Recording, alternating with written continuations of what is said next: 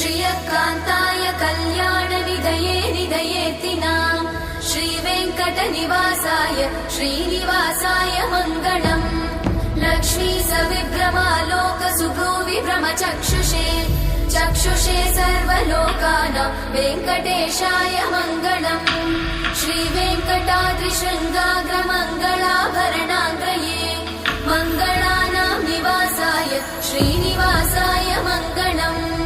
सर्वावयव सौन्दर्य सम्पदा सर्वचेतसां सदा सम्मोहनायास्तु वेङ्कटेशाय मङ्गलम्।